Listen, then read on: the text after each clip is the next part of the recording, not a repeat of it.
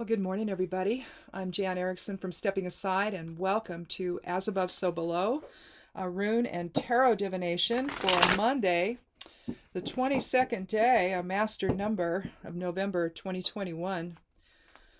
Well, 22, 11, 33, they're all master numbers. 33 it basically deals with Christ consciousness. 22 is the cosmic builder, so profound soul level change. And then 11 is illumination and awakening, spirituality, and all of that. I just wanted to say something before I talk about the esoteric influences for today while we're waiting to get started here while I shuffle. I just wanted to send blessings out to the families of all who were hurt and all who lost their lives yesterday at the Waukesha Christmas Parade. That was just horrible to watch that. Lots of different videos out there. For empaths, be aware that that's likely going to trigger you. The emotion from it, you'll likely feel it. Even if you don't live there, you're going to still feel it. We're all one energy, and so to think that we don't feel all of that energetically, we do. It's just that empaths are more susceptible to it, more open to it, more aware of it, maybe. So, but for today, let's see. There might be a project that you've been working on or something of that regard that could come to a successful completion today. And that's going to give you the room to focus on other goals. With the 22 energy, pretty much you can, accomplish anything with that influence. So don't hesitate to explore ideas that in the past you might have felt were unreachable. Now, your emotions may be contributing to how you respond to an unexpected situation concerning a partner or partners today. If so, take time to reflect on how your own participation or response could influence a more positive outcome. Sometimes things build because of the, responses to it all. And if you think about how you're coming across and what your mood is and what your emotional state is when you're doing that, you may be able to make a different choice if you see that it's really helping things to escalate or contributing to the confusion or something like that. So just be aware of that today. If this is your first time here, welcome on this Thanksgiving week. I'm not sure if I'm going to do a second reading this week. I may. We'll just see how it goes, given that I usually do them on Thursdays and Thanksgiving is Thursday. I could do it Wednesday or maybe Friday. Maybe I'll do that. So just watch for it. If you're subscribed, you'll get a notification if one's there. I likely will. I'm just not sure when. So look for it to post on a different day than Thursday this week. That's all. So let's go ahead and take our rune for the day. Uruz.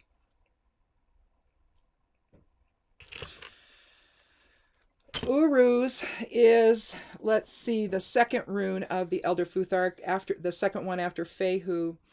Uruz represents the oryx. It's an old, ancient version of the bison. Very large bull.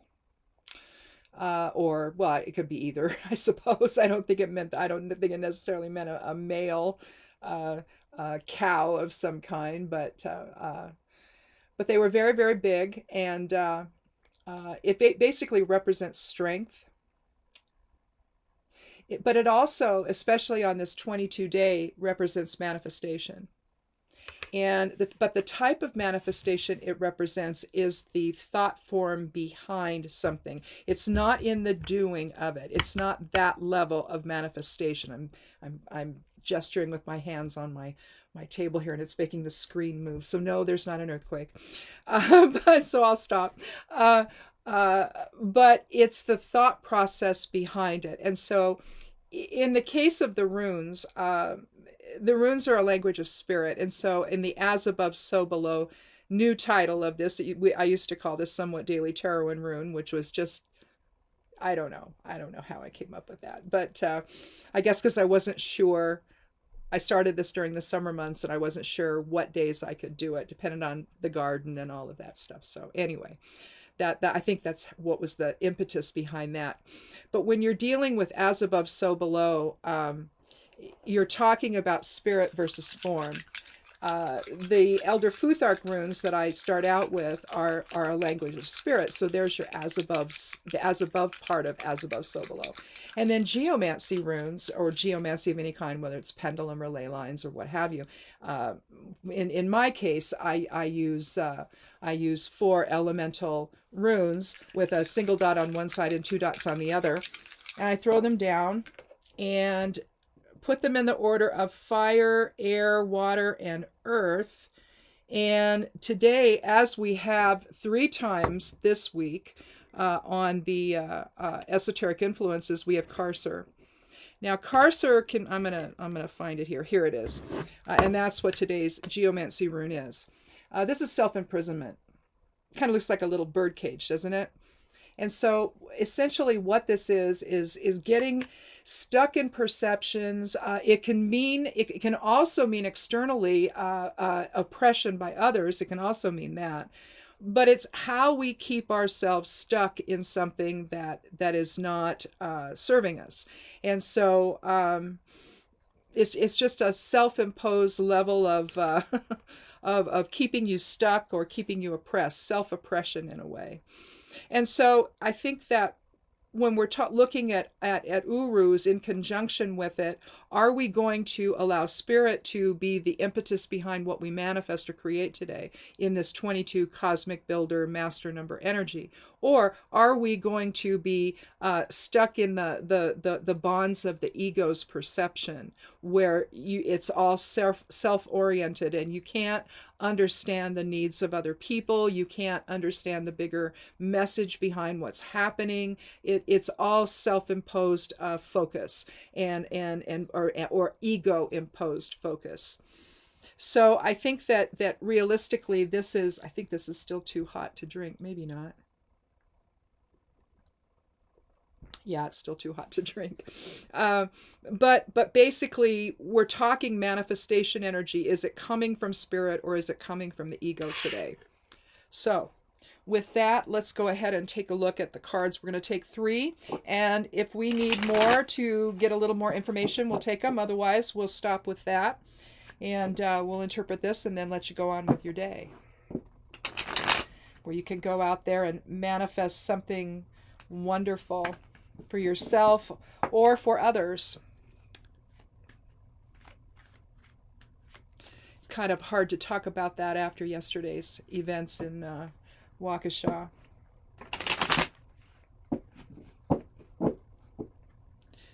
It's just awful when things like that happen.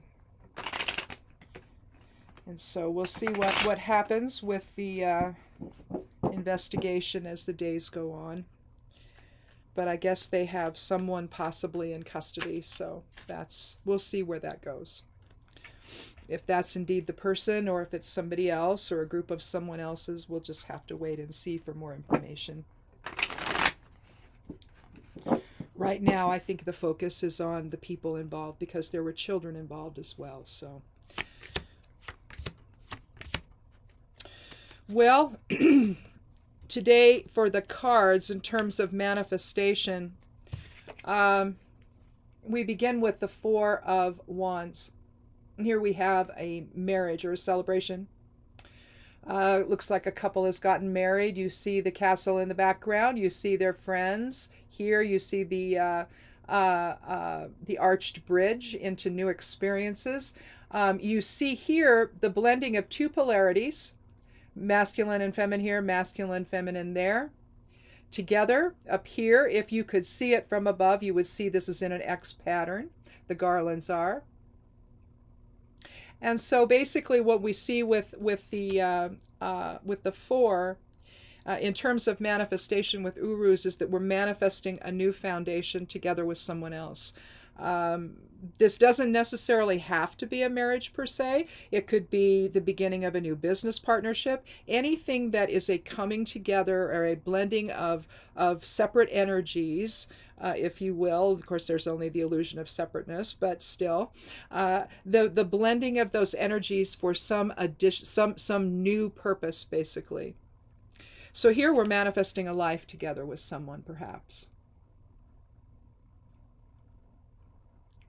As the polarity aligns within one, the polarity aligns within the other. They're able to come together in some level of balanced energy exchange. Now, if you look at the X up here like you would Gebo, which looks like an X.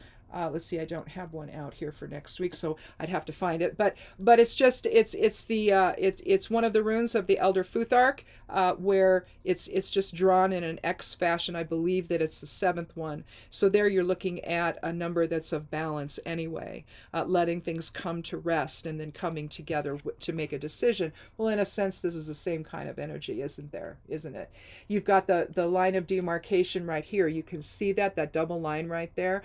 I interpret that as this is the future, this was the present, and so now after they've gone through this doorway and agreed to be in partnership, and in this case a marriage with one another, now they've stepped through to new experiences. So that's kind of that is then and this is now and that's the future type of experience here with that line of demarcation. I just find them, when you see them in the Rider-Waite deck, I find it to be significant, and there seems to be a pattern in that regard with any card that has that, where you've got some kind of line of demarcation. Maybe it's a solid black line, but it's showing differences in experience, basically. Here we have the Knight of Cups. Knights are passionate. They're out there on a quest. They're out there in protection of other people. Here you have the winged sun attached to his helmet. That denotes healing, by the way. We have the horse's head is bowed, ready to take the step across the water here. The emotional risk, but he's doing it with compassion and in a way that is say humble, maybe. Trusting the process. The knight is offering a golden chalice, so he's offering emotional security, basically. And I think that really does. I think that really speaks to and reinforces the 4 here. 4 is about structure, by the way, and foundation. And so here, in a sense, there's a sense of arrival to this. There's a sense of a new vision, perhaps. Chivalry, passion. Cups is the water element, so it's love, it's compassion, it's intuition, it's empathy. I mean, realistically, we could have started that. We could have moved the cards around.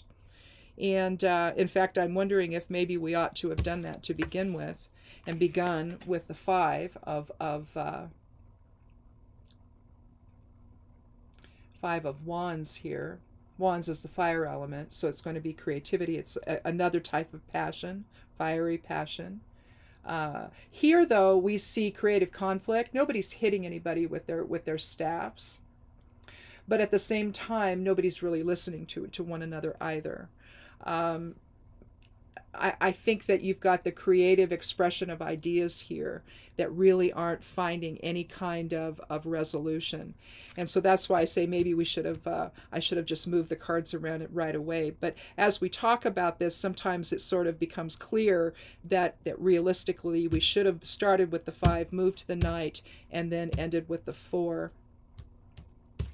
So here, this is a different type of manifestation. It's individual ideas that are manifesting here, or being expressed, we'll say. But at some point, see, there's no clear vision, is there? There's change. The 5 denotes change. It also is about freedom versus restriction. But basically, when you think 5, you think change. Also protection. You can think of the 5-pointed star for protection.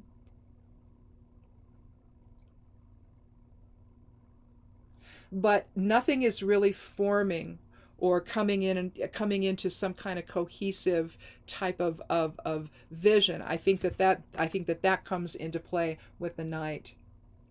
because we do think of this night as visionary. So maybe there's a rift involved here.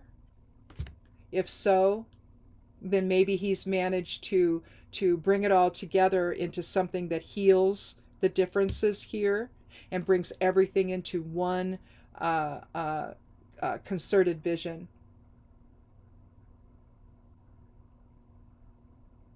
Or concentrated vision, maybe. And offering peace and healing and understanding, when here there's just a bunch of noise. And then it brings us to where we can manifest a new foundation together.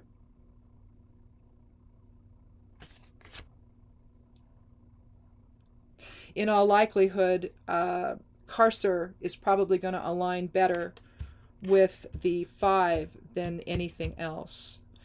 Because I think that once the Knight gets involved, now we are willing to take all of those ideas, bring them into one organized vision, maybe one collective vision, one that is, instead of not listening to one another, but comes together in peace and harmony, whatever is going to be decided, to where we can then come back into balanced energy exchange with others. And that on the 22 also. Oh, well, okay. If you, where's a pen? If you draw the 22 this way,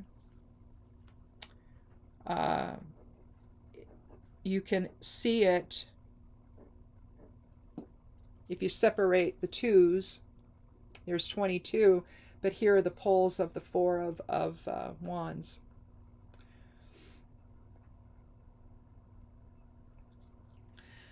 So I think ultimately the reading aligns with, what are we going to manifest? Are we going to manifest from the soul's perspective, or are we going to remain stuck in ego and unable to share our vision with others in a way that others are listening?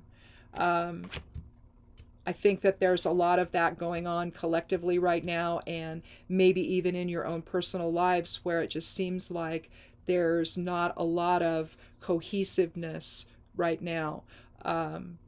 Maybe collectively on a soul level we're exploring, the issue that ego brings in to and the destructive effect it can have on collaboration and unity and unity consciousness, even that we manifest into form. Perhaps the ego is all too prevalent, with no regard for spirit with some, perhaps. But eventually things you have to see the picture clearly and then move forward in compassion and clarity and empathy and understanding, so that you can then come back together for a combined vision for the future. So that really, that's really the whole issue, I think, in the whole as above, so below nature of life, where we forget that we are actually souls inhabiting the vehicle, which is the body. We get caught up in the goings on and we get into the reactive mode, and from that point we stop creating, we begin reacting, and now we're in the ego's domain. So it's best when big things happen, for example, that are tragic or that shift things in a way or leave people confused or whatever. You need to wait for facts. You need to wait for clarity before you can actually determine how you really feel about something. So I don't know, whether we're talking about whether yesterday is a reminder of that, or whether this is actually regarding this whole Thanksgiving week. This could probably be applied to situations that are greater than just your own specific one. Holiday weeks in particular can be very stressful if you're going to go visit with family, and if there are issues in the family, which what family doesn't have issues? They all seem to come up at the dinner table or before, especially if alcohol's involved, and you things can get out of control. So this could even be talking about Thanksgiving Day. and suggesting that maybe a lot of, creative conflict where nobody's really hearing the other perspective, nobody's listening to anyone else's ideas, and it's time for someone to say, okay, we need to stop now, and we need to let go of any animosity, and remember we're a family who loves one another.